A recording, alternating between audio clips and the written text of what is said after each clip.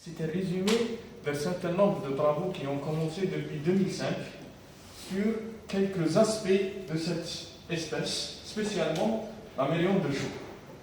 Tout d'abord, je voulais montrer une petite vidéo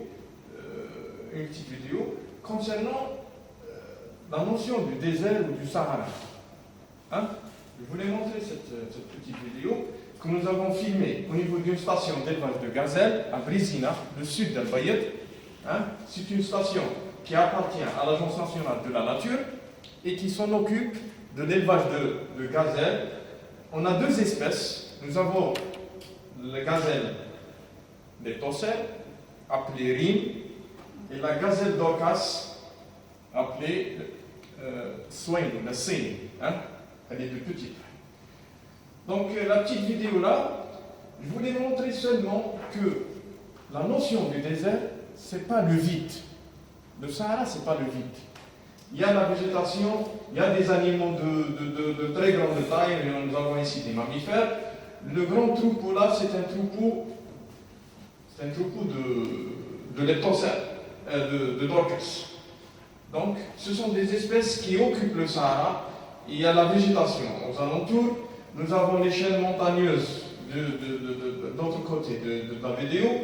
Donc, nous avons un biotope assez diversifié et nous sommes dans ce cas loin de la capitale, à environ 600 à 700 km vers le sud. Donc, ensuite, nous avons, je vais essayer de citer les espèces de rongeurs algériens. Nous avons environ 24 espèces de rongeurs en Algérie. La mélione de chaux, la mélione de Crassus.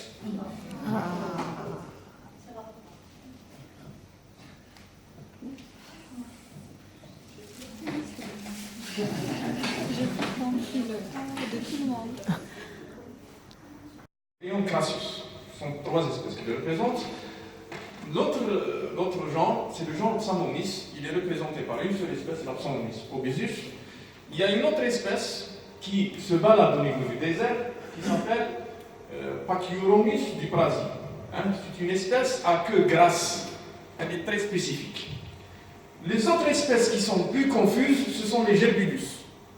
C'est des petites souris un peu rougeâtres. Il y en a 4 espèces en Algérie. Nous avons Gerbulus campestris, Gerbulus nanus et Gerbulus parabuli, anciennement appelé Gerbulus pyramidon. Ensuite, nous avons les ratus et ratus norvegicus, les deux représentants du genre. Et nous avons l'Apodimus sylvaticus, c'est une espèce propre aux régions nordiques, l'Apodimus, le surmulot, le mulot sylvestre. Donc, on a ensuite le Lemnus clinis barbarus, c'est une espèce qu'on appelle le rat rayé, c'est un rat qui se balade généralement au niveau des palmeraies. Et nous avons les Ctenodactylus, les Gundi, représentés par 3 espèces. Ctenodactylus Gundi, Ctenodactylus vali, et une autre espèce propre aux régions de Gardaya appelée Massoutiera mzara. Nous avons l'écureuil, Atlantopserus gitellus, et nous avons une autre petite espèce récemment décrite en Algérie appelée Dipodilus simoni.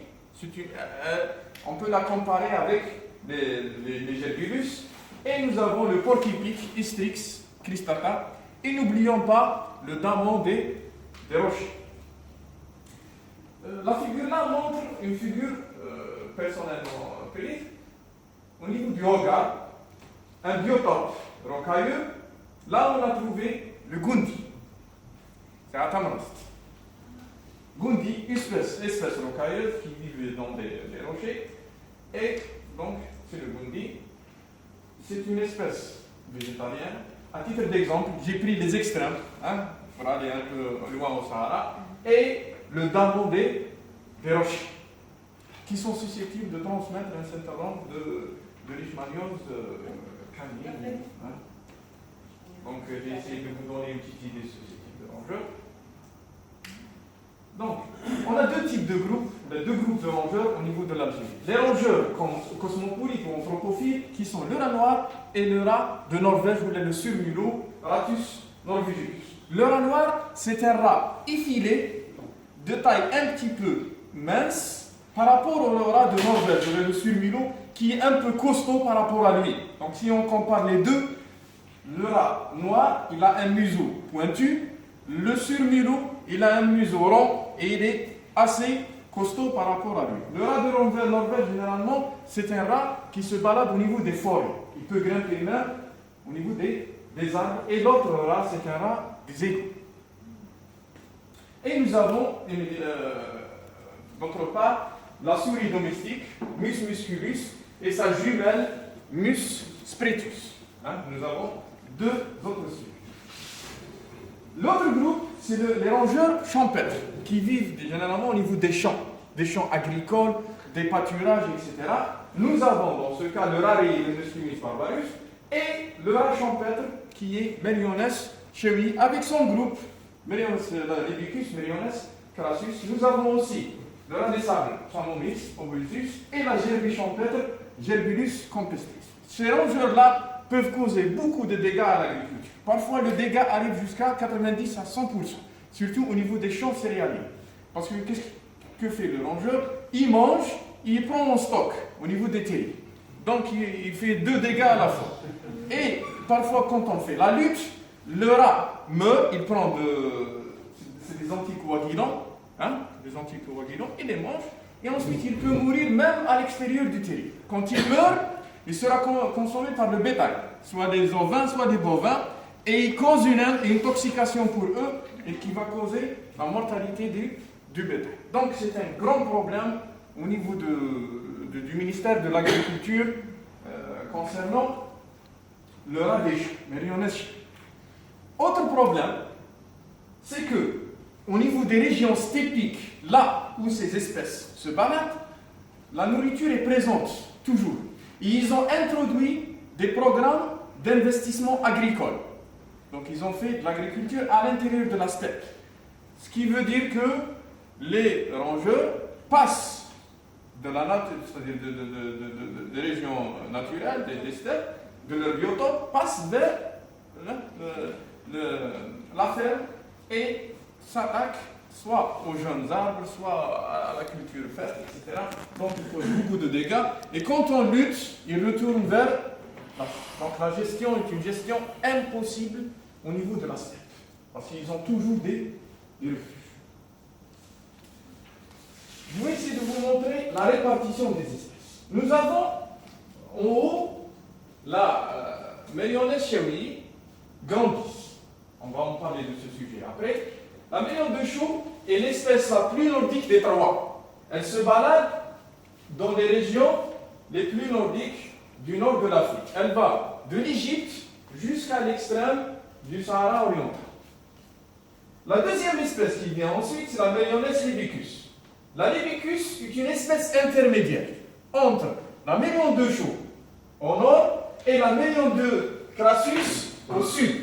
Donc la Mérione de Crassus est une Mérione plus désertique des trois, la plus désertique des trois. La libicus est celle de l'intermédiaire et la Mérione de chou est celle la plus au nord, donc qui préfère beaucoup plus la fraîcheur que les autres espèces. Maintenant, on va essayer de parler des préférences édaphiques. Le sol, qu'est-ce qu'elle préfère comme sol, cette espèce? Cette espèce, on a essayé de voir les différentes préférences édaphiques. L'espèce a été étudiée de la façon suivante. On a essayé de répertorier au niveau de la région un certain nombre d'endroits là où l'infestation, le nombre de terriers, le nombre d'individus est élevé, et on a essayé d'analyser le type de sol au niveau de ces terriers. Nous avons remarqué que les deux caractéristiques des sols les plus infestés, ce sont la présence du sable et la présence du calcaire total avec un pourcentage élevé. Ça veut dire quoi? Ça veut dire le sol là, c'est un sol à une tendance blanchâtre et un sol friable. Donc il est à la fois friable, mais qui présente du calcaire pour consolider un petit peu le sol. les sols les moins infestés, ce sont des sols riches en argile et riches en calcaire actif. Le calcaire actif en agronomie, c'est de la fraction du calcium qui existe dans la solution du sol, c'est-à-dire qu'il existe dans l'eau. S'il est à des taux élevés, il inhibe la formation des végétaux. Donc, il n'y a pas de végétation. Et fuit aussi l'humidité. Donc, des taux élevés d'humidité, ils sont non préférables par cet animal. En résumé, on a essayé de faire des corrélations, etc., c'est pas la peine de les dire. Donc, en résumé, les sols les plus préférés par l'Amérindien, ce sont des sols à texture sablonneuse, pourvus en calcaire total. Cette espèce fuit les sols argileux avec beaucoup de calcaire actif. Ça, c'est le premier aspect. L'aspect climatique, on a essayé de voir les différentes corrélations entre température minimale, moyenne et maximale, la pluviométrie, le rayonnement solaire, avec les différentes pullulations qui existent, c'est-à-dire le nombre d'hectares atteints par cette espèce. Et nous avons trouvé qu'il n'y a aucune relation entre les différentes températures et les pullulations de l'espèce. Le rayonnement aussi n'a pas d'effet, mais ce qui a d'effet, c'est la pluviométrie de la période humide. Je vais essayer d'expliquer ça. Comment savoir la période humide? Nous avons généralement un graphe croisé de température avec les pluviométries. Et là où il y a un croisement, nous avons là où la pluviométrie dépasse la température, c'est une période humide. Donc, c'est la période de l'année, c'est-à-dire l'automne. Il y a beaucoup d'humidité. On prévoit la présence d'une augmentation du nombre et d'une pullulation au niveau des rangées. C'est comme si, donc je l'ai montré ici, vous voyez le décalage. À chaque fois on a un décalage, on a une montée de la pullulation. Chaque fois on a une montée de pluviométrie, on prévoit une montée de pullulation. Ça c'est l'effet du climat. La dynamique de population. La population de ces rongeurs, c'est une population cyclique. C'est-à-dire, des années, on a une explosion démographique, beaucoup d'individus, et dans certaines années, nous n'avons qu'un certain nombre limité d'individus. Parfois, on ne trouve rien. On dirait même que l'espèce était éteinte, mais en réalité, l'espèce existe, mais elle a un aspect cyclique. La phase d'expansion est gênée généralement par les facteurs trophiques, la nourriture, plus des relations intrinsèques entre les individus et ce qui engendre un potentiel producteur.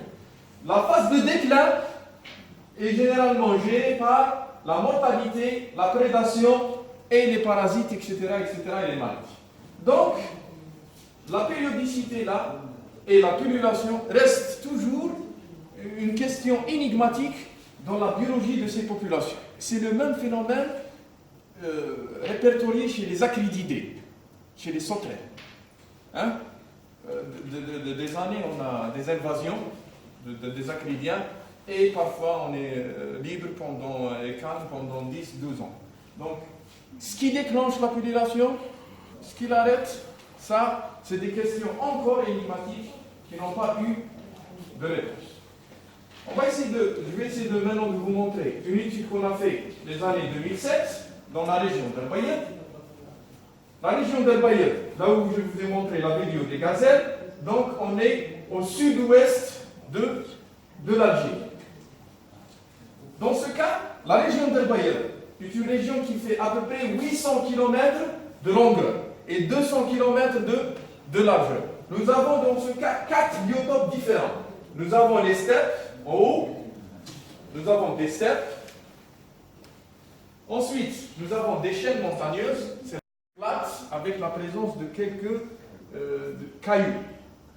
Et quand le vent de sable est c'est-à-dire de haute violence, nous passons du Hamada vers le Rag. Rag, c'est le côté de Tindouf. C'est des grands c'est des roches de grande taille à cause des vents violents. La fin de la wilaya, c'est l'Arc occidental. Donc nous avons à peu près 4 biotopes différents avec la présence du choc Chergui et Sebr, la présence du sel. C'est une image que j'ai essayé de montrer. Une steppe avec la présence d'un dromadaire, une steppe à graminées, et en aval, vous avez la présence de la chaîne montagneuse de l'Atlas saharien et la fin du parc. Ces steppes-là, ils sont soit parcourus par des dromadaires, soit parcourus par des ovins et des capres. Matériel et méthode, ce que nous avons fait, on a essayé de se localiser dans une région des steppes, ça s'appelle le Shgi, caractérisée par une végétation graménienne. On a essayé de faire un piégeage de 3 nuits consécutives, c'est-à-dire on dépose des pièges, on vient consécutivement sur 3 nuits pour récolter le résultat du piégeage. Dans ce cas, nous avons utilisé 50 pièges, distancés à 5 mètres chacun, et nous avons fait ce qu'on appelle un piégeage en quadra. Parce qu'on peut faire un piégeage en ligne, un piégeage aléatoire, ou bien en quadra. Si on veut avoir un rendement maximal du piégeage, pour avoir le maximum de rongeurs, généralement on utilise un piégeage en quadra pour augmenter la pression de piégeage. Le piégeage a été réparti pendant 12 mois, de janvier jusqu'à décembre. Et on a essayé de voir la dynamique de la population, le nombre d'individus piégés et la variation au niveau de la structure de la population. Je vais apprendre.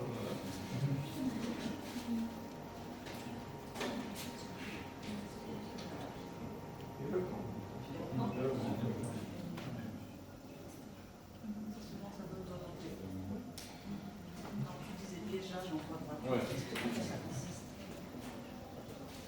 Il y a un schéma. Voici. Donc, piégeage en quadrat, 50 pièges disposés d'une façon au centre d'un carré de 25 mètres. Nous avons utilisé des pièges de type BTS. Concernant la reproduction, la position des testicules est examinée pour les mâles. Pour chaque femelle, la vulve et les mamelles ainsi que l'utérus sont examinés. Donc, nous avons abordé dans ce cas la reproduction d'une manière un peu plus exhaustive. On a essayé de voir la présence des embryons à l'intérieur de l'utérus. Et pour les mâles, on a essayé de vérifier les testicules, la taille et la taille des vésicules cyniques. Donc, le dernier paramètre concerne une étude de régime alimentaire par analyse du contenu stomacal. Nous avons ressorti l'estomac et nous essayons de l'analyser. L'analyse du contenu stomacal repose sur une épidermothèque, c'est-à-dire on fait une collecte de toute la végétation qui existe in situ, on prend la plante, on prend l'épiderme, on le place, on le photographie, on crée un catalogue de référence. Ensuite, on fait la même chose au niveau de l'estomac et on fait la comparaison entre le catalogue de référence et les débris qui restent au niveau du contenu stomacal. Le régime trophique, nous avons trouvé comme résultat la présence d'un certain nombre d'espèces au niveau du régime. La plus consommée, c'est Legium spartan. On a essayé de calculer un indice de préférence, qui est P, pour voir qu'est-ce qui se passe du point de vue préférence. Nous voyons qu'un certain nombre d'espèces comme le filago, à 3,47, c'est une espèce vraiment préférencée par ces individus. Pourquoi? Parce que c'est une espèce succulente et qui contient beaucoup d'eau. Et nous savons tous que les espèces désertiques ne boivent pas. C'est-à-dire qu'ils ne consomment pas de l'eau directement, ils le prennent à partir de la végétation. Il y a d'autres espèces qui sont des espèces à éviter, comme les Chenopodiacées, ce sont des espèces à éviter par ces types d'animaux parce qu'ils sont des espèces très, très sèches. Nous avons trouvé aussi un problème de sable, beaucoup de grains de sable au niveau du régime alimentaire, c'est-à-dire parfois l'animal, il est obligé de prendre sa nourriture il a cherché à terre. C'est-à-dire il prend avec du sang. Donc, on a essayé de faire. Oui. On a essayé d'étudier la variation du régime trophique entre les mâles et les femelles et on a trouvé qu'il n'y a pas de différence entre le régime alimentaire des mâles et le régime alimentaire des femelles. Ils ont le même régime alimentaire. Autre chose, nous avons trouvé que c'est une espèce qui consomme des insectes. Elle devient insectivore, surtout en période printanière. En période de reproduction, l'espèce devient insectivore. On a arrivé à comptabiliser plus de 60 individus d'insectes consommés et qui ont parfois une dimension de 20 mm. Donc, ce n'est pas accidentellement qu'un rongeur de 15 cm consomme un insecte de 20 cm. Il le consomme de 2 cm, donc il le fait exprès. Donc, le régime alimentaire d'un mélange de chaux est composé de végétation et cette espèce se montre capable de s'adapter à plusieurs types d'habitats et l'alimentation ne semble pas un facteur limitant. Donc, elle peut manger tout. Donc, la gestion de cette espèce sera beaucoup plus difficile parce qu'elle n'a pas une spécificité alimentaire. Le piégeage, le rendement du piégeage, donc, sur 12 mois, nous avons capturé environ 102 individus répartis sur les 12 mois. Le rendement de piégeage, c'est de 6,73 par 108 pièges. Donc, 108 pièges, c'est-à-dire à chaque fois qu'on a déposé le piège, on compte une nuit multipliée par le nombre de pièges. C'est-à-dire, dans notre cas, nous avons 50 pièges par nuit. Donc, chaque campagne de piégeage comporte environ 150 nuits pièges. Le rendement par nuit piège est de 6,73 individus. Donc, dans ce cas, nous avons trouvé une population sympathique entre Merioneth chiaoui et Gerbillus tarabulus. Donc, les deux espèces partagent le même terrain. C'est un terrain de 4000 m². Donc, ils le partagent et nous avons capturé les deux espèces ensemble avec une densité beaucoup plus élevée de Merioneth chiaoui par rapport à Gerbillus tarabulus. La sexe ratio, c'est-à-dire le nombre de mâles par rapport aux femelles. La sexe ratio chez Merioneth chiaoui ou Gerbillus tarabulus voisine 1, c'est-à-dire le même nombre de mâles est capturé par rapport au même nombre de femelles chez les deux espèces. C'est-à-dire la population est équilibrée. On n'a pas un nombre élevé de mâles par rapport à un nombre faible de femelles et l'inverse. Donc, il y a autre chose. On a fait un test de Ki2 pour voir s'il y a une dépendance entre mâles et femelles. Donc, les mâles sont capturés seuls et les femelles sont capturées. Il n'y a pas de dépendance. C'est-à-dire, si tu captures des mâles, tu vas automatiquement capturer des femelles. Il n'y a pas de dépendance entre les deux. Donc, Hamdi, il a travaillé à Ibn Abbas. Il a trouvé un rendement de piégeage de 3,04. Et Zahir, il a travaillé au Maroc, il a trouvé un rendement de piégeage de 5,1. La densité de la population, nous remarquons ici une densité variable. C'est-à-dire, nous avons des effectifs faibles au niveau janvier-février, c'est-à-dire au niveau de l'hiver, et à la fin de l'hiver, au niveau de l'été aussi, la population est faible, automne aussi, et le pic de la population est au niveau de la saison printanière. C'est-à-dire, si quelqu'un veut faire des études ou capturer des individus, il doit se focaliser au niveau de la saison printanière. Pour Gerbillus tarabulus, c'est une espèce qui n'apparaît que au mois chaud, donc les mois où la température est élevée. Les mois où la température est faible, cette espèce n'apparaît pas au niveau des captures. Donc, vous avez la densité de la population. La densité arrive jusqu'à 103 individus par hectare. Dans les mois, là où la densité est élevée. Maintenant, si on veut faire une lutte pour réduire les nombres, on doit s'attaquer au mois là où la densité de la population est faible. On ne va pas lutter en période printanière. On lutte en période automnale ou là en période hivernale, surtout au niveau de l'hiver, pour minimiser le nombre de la population. Si on veut faire des études, on doit s'attaquer à la période printanière. Donc, on a trouvé une très forte corrélation entre la présence de Gerbilus tarabulus et les conditions de température.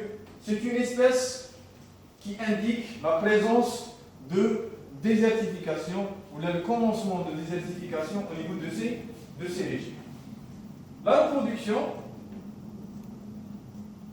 donc, au niveau de la reproduction, on a essayé de calculer un ratio, donc l'âge ratio, le nombre de jeunes qui sont les subadultes et les juvéniles par rapport au nombre des adultes. Ce nombre-là commence à partir du mois de février, la courbe commence à partir du mois de février, et nous avons le maximum de jeunes et de subadultes au mois de juillet. Ce qui veut dire que la reproduction a commencé au moins un mois auparavant, c'est-à-dire que la reproduction commence dès le mois de janvier et se termine à partir du mois de juillet.